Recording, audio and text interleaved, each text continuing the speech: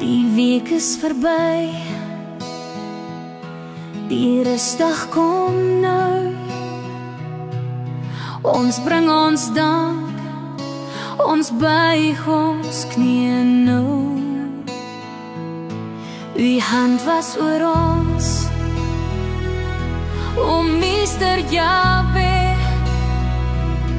Beskerm ons gesin, ons vriende, vir U sê ons weer.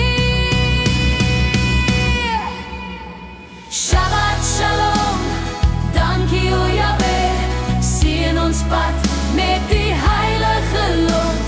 Shabbat Shalom, verkwik ons siel, maak ons harte in die vrede heel. Ons sien uit na die nuwe week wat wag. Wees ons lig en ons weg op elke pad. Seën my hande